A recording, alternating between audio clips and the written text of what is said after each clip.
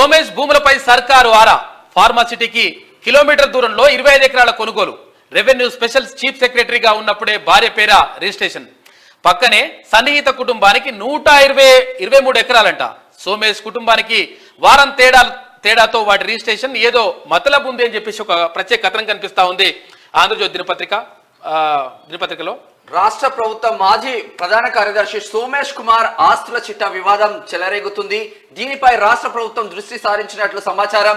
కేసీఆర్ ప్రభుత్వ హయాంలో అన్ని విషయాల్లో చక్రం తిప్పిన సోమేష్ కుమార్ పై అనేక ఫిర్యాదులున్నాయి.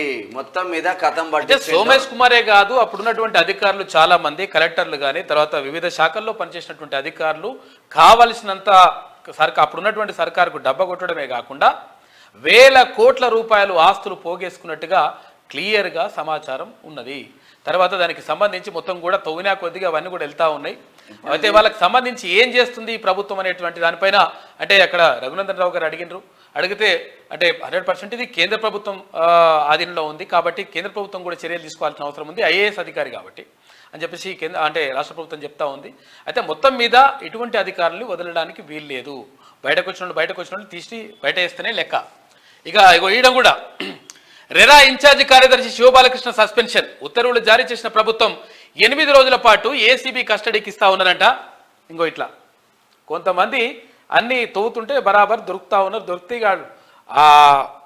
తిన్నయ్యకి అక్కడమే కాదు, తర్వాత ఇంకా పోగేసుకొని దాపెట్టుకొని తర్వాత చుట్టాల పేరుతో పక్కాల పేరుతో చేసుకునే అన్నీ కూడా మొత్తం తీసి అంతా కూడా ఆ విచారణ జరగడంతో పాటు ఆస్తులను జప్తీ చేసుకుంటూ తర్వాత వీళ్ళని జైలుకు పంపిస్తున్నటువంటి పరిస్థితి కనిపిస్తూ ఉంది. 100% జరగాలి.